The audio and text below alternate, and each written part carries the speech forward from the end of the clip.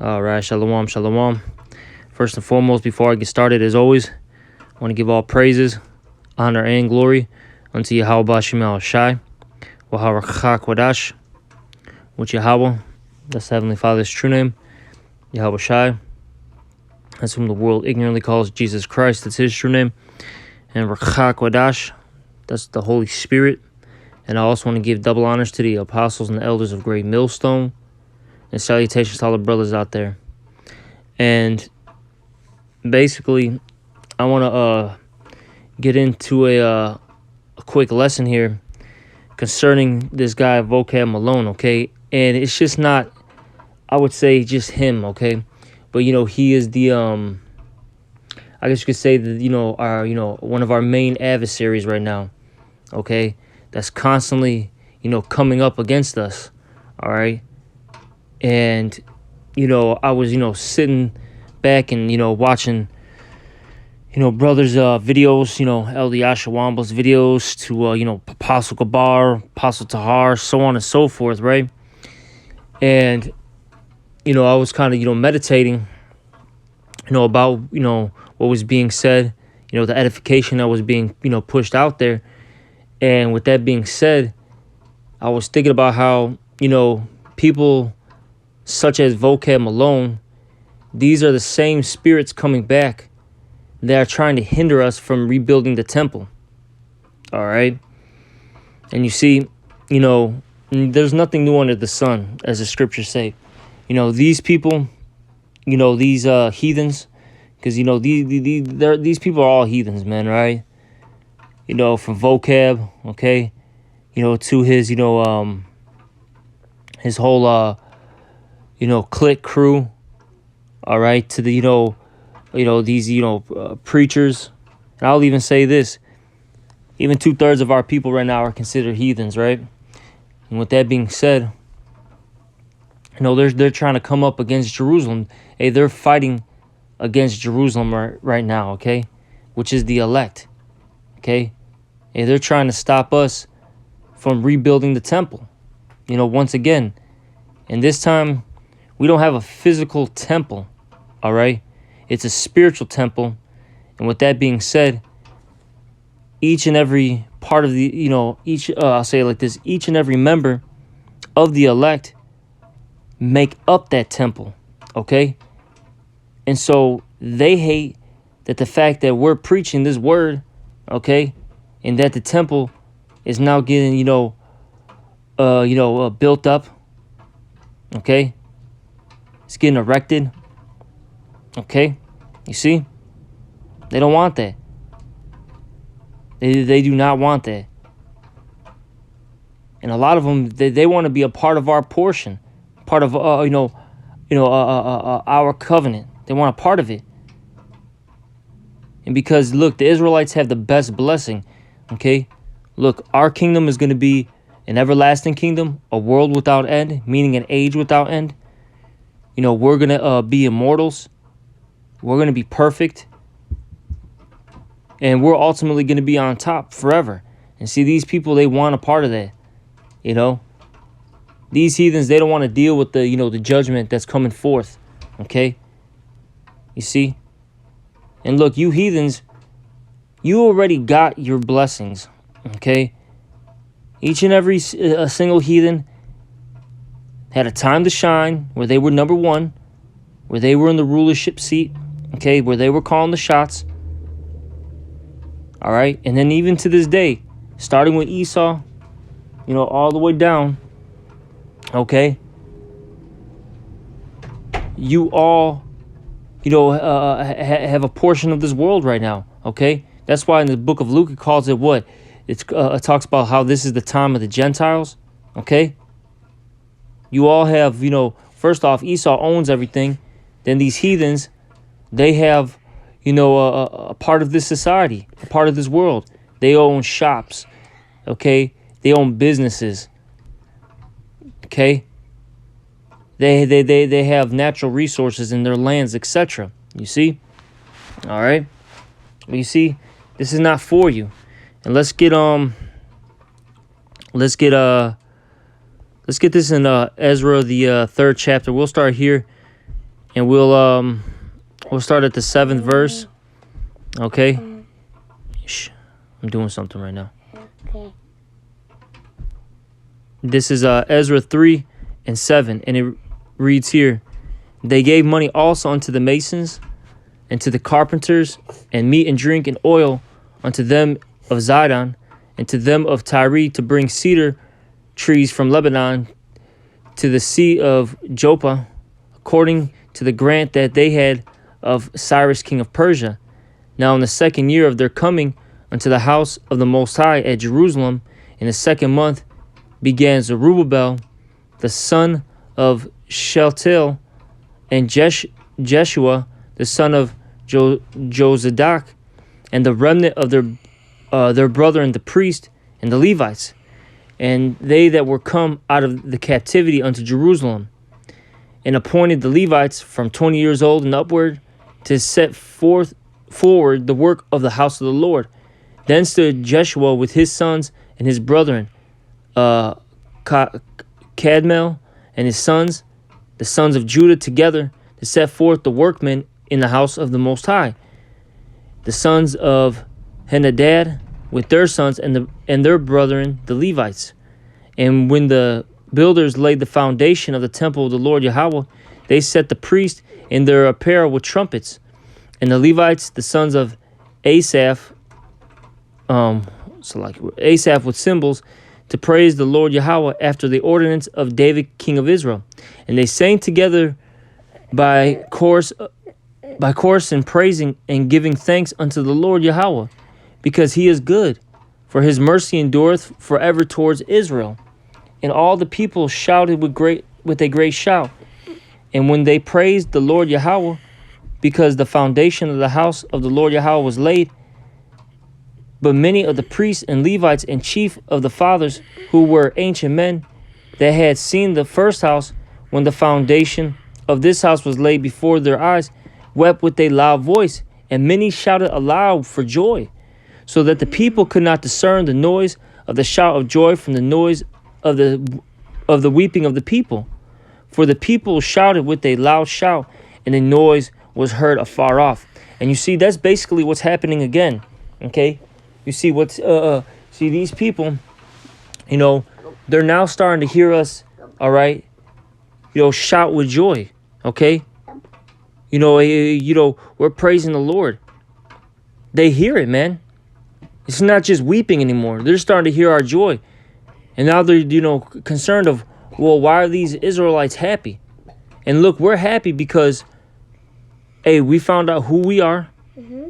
All right? We know our true heritage. And we know that the Lord is going to come back and save us at some point. We understand that this is not the end all be all. This is not, where we're going to be at forever. Eventually, the Lord is going to get us out of this low estate, and we're going to, rise to the top. Okay? You see? Mm-hmm. All right? And now let me keep reading. Let me read a little bit more. Okay, Daddy. This is Ezra 4:1. Now when the adversaries of Judah and Benjamin heard that the children of the captivity builded the temple unto the Lord Yahweh, the power of Israel, then they came to Zerubbabel and to them of the chief of the fathers, and said unto them, let us build with you, for we seek your power, as ye do. And we do sacrifice unto him since the days of Esarhaddon, king of Assur, which brought us up hither. But Zerubbabel and Jeshua and the rest of the chief of the fathers of Israel said unto them, ye have nothing to do with us to build a house unto our power, but we ourselves together will build unto the Lord Yahweh, the power of Israel, as Cyrus the king of Persia hath commanded us. Okay, you see, our forefathers told the heathens, look, you have nothing to do with us. All right, this is for us, and that's it. You are not a part of this. All right, let's get another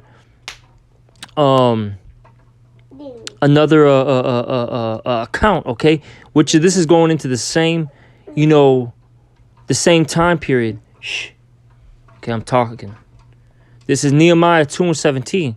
Then said I unto them, Ye see the distress that we are in, how Jerusalem lieth waste, and the gates thereof are burned with fire. Come, and let us build up the wall of Jerusalem, that we be no more a reproach.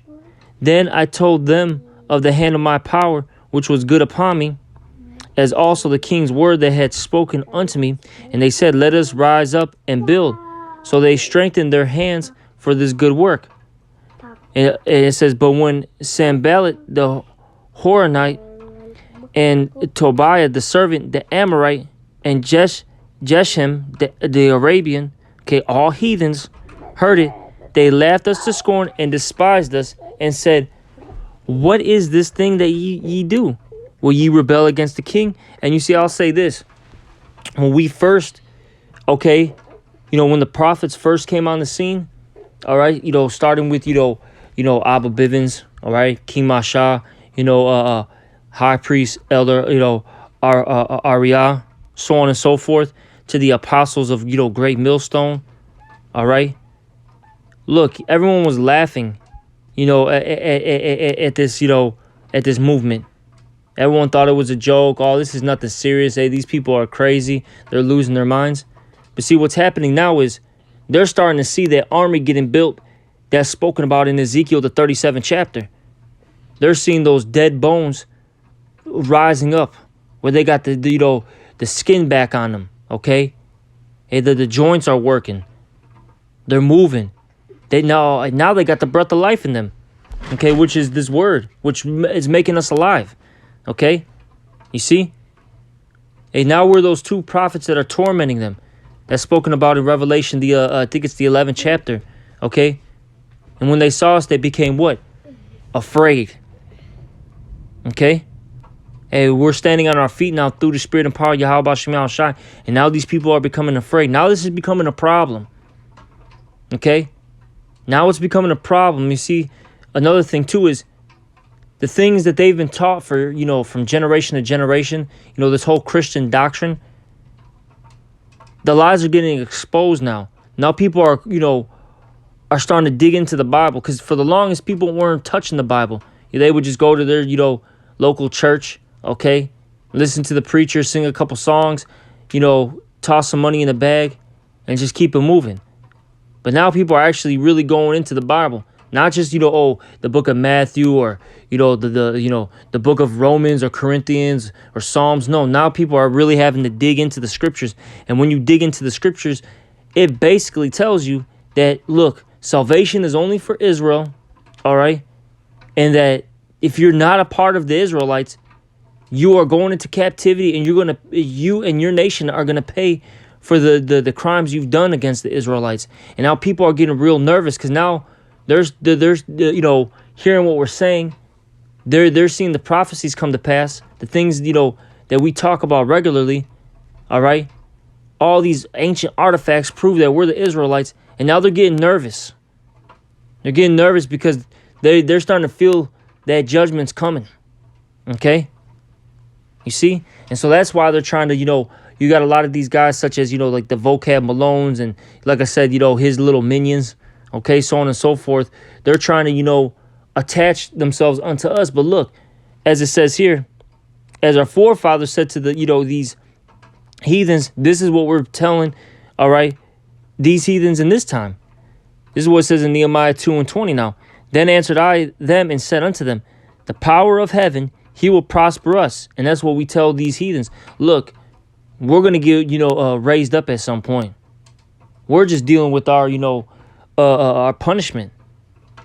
But eventually we're going to, get raised. And that's making them real nervous. And it says, therefore, we his servants will arise and build. But ye have no portion, nor right, nor memorial in Jerusalem.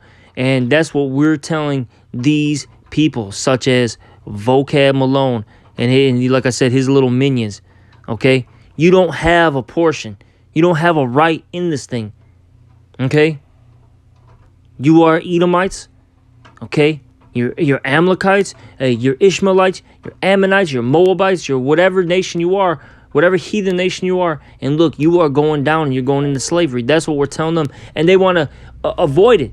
They want to continue to avoid, the Revelations 2 and 25s on down. They want to, avoid Revelation, 13, 9 and 10. They want to avoid, the Psalms, 149s. They want to continue to avoid these scriptures, okay? Because it's not the same rhetoric that the Christian church teaches. Those scriptures don't come out. The church always brings out John 3:16, man. Everyone's cool. Neither was it a Greek nor Jew, in that book of Galatians. They want to run to that all the time. But they never want to deal with these other precepts. Then they want to deal with, the lessons that we bring out and how we break it down, all right, to the T. They don't want to deal with that. Then they don't want to deal with our questions, because if they have to deal with the, they deal with these questions, they know that what we're saying is true. And it's cutting them, man. All right? It's cutting them. Let me see. Here we go. Let me see. Here we go. I want to get these two verses too. This is Ezra chapter 4 and 4 now. Going back to this situation here. It says, "Then the people of the land weakened the hands of the people of Judah and troubled them in building, and hired counselors against them to frustrate their purpose." And that's what these I'll say this, that's what these elites are doing. Okay? They're hiring guys like Vocab Malone to try to weaken us. Okay, try to bring us down. All right, but it's not working. It's not working. Look, as the scriptures say, the house of David is getting stronger and stronger, okay? Let me get that real quick. All right.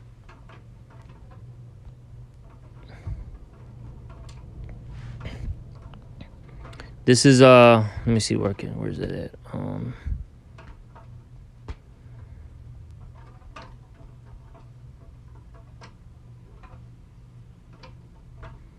Now this is going in, in between,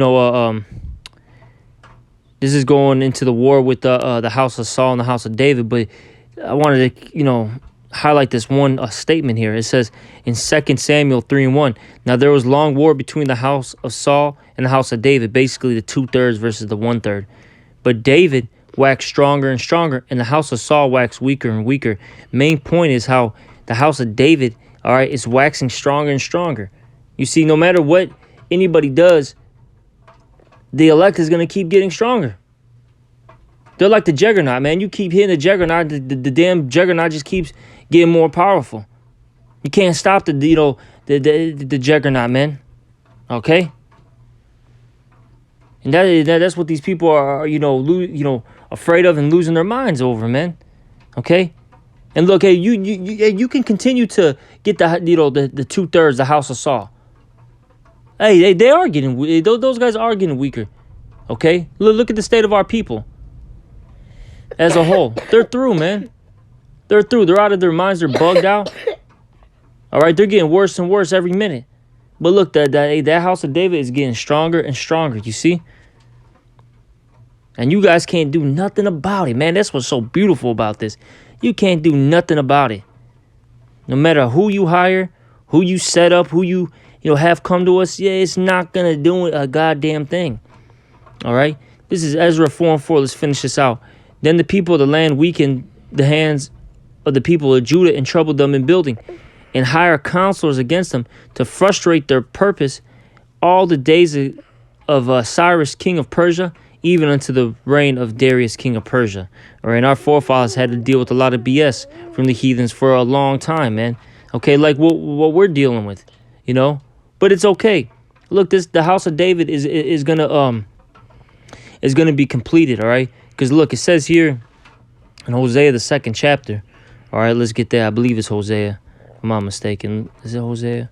Or is it Micah? Let me see, Micah. Is it 2 and 8?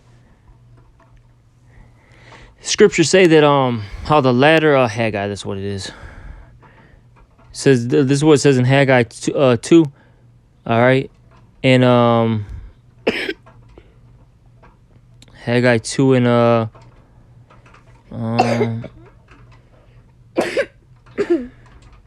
This is Haggai chapter 2, verse 9, and it reads here, "The glory of this latter house shall be greater than of the former, saith the Lord Yahweh of hosts.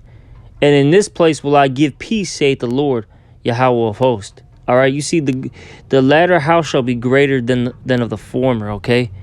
All right, this house that we're building, this third temple, which is the house of David, which is now a spiritual temple, okay? And with that being said, we're all, a part of that temple. We're all, we're all one of those stones in the house, right? That this third temple is greater than any physical temple, and that's because it's spiritual. You'll never be able to bring it down, okay? And you see what the Lord is doing right now. He's giving us peace, man. All right, he's gonna give us actual rest soon. Right now, we're getting peace through what? These scriptures, because these scriptures are what? The comforter.